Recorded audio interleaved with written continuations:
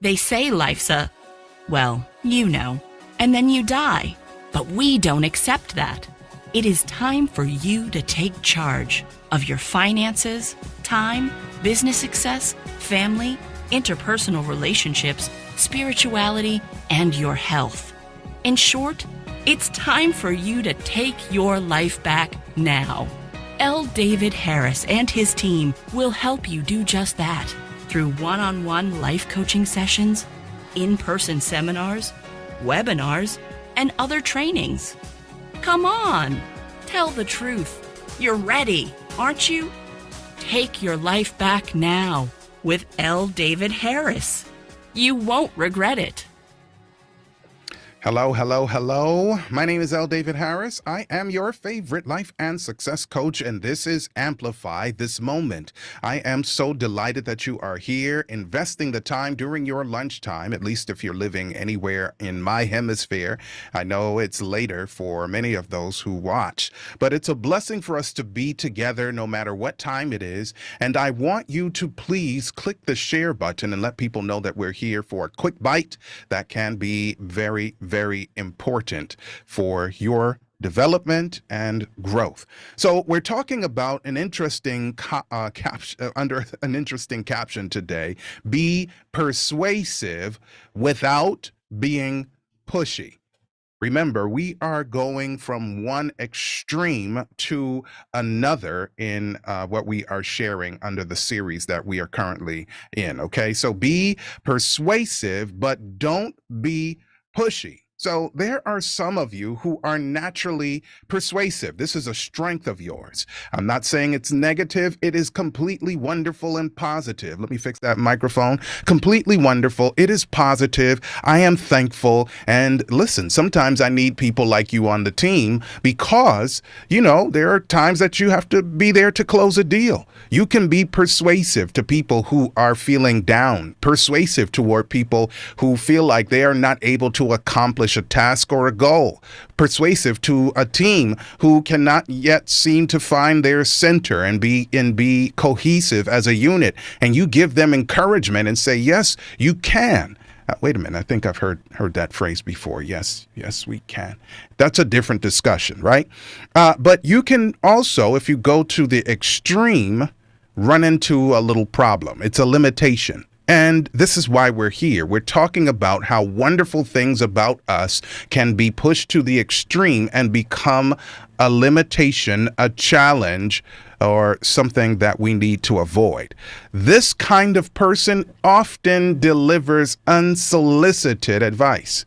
So we want you to continue to be persuasive, but be careful not to go to the extreme.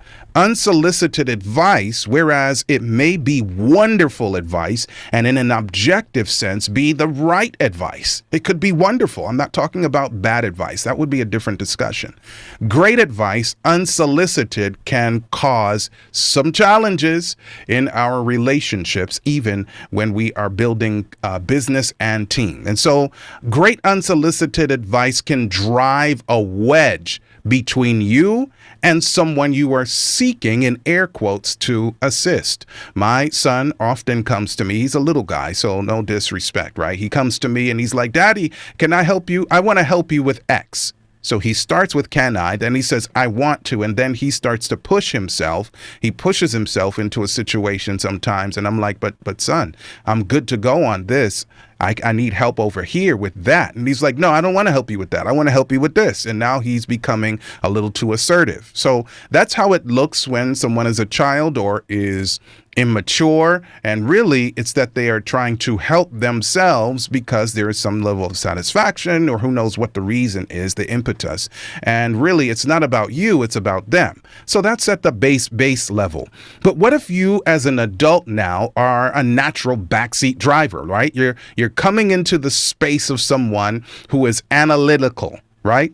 Analytical, someone who is in the midst of solving a problem, and now you come with some advice, but it's not just a little bit of advice. It's already unsolicited, but now you are giving, you're asking questions, and you're saying, John, have you considered this? Have you considered that?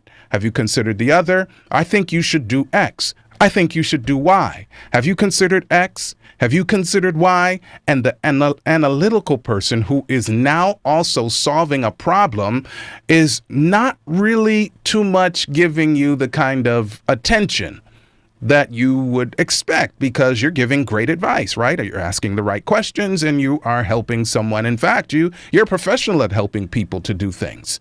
But this person, analytical, solving the problem in his own mind, he's there, has not asked for anything. He's taking care of business, but he does not give you the attention that you're looking for. He's working it out. He is disinterested, and he's not taking any of your suggestions.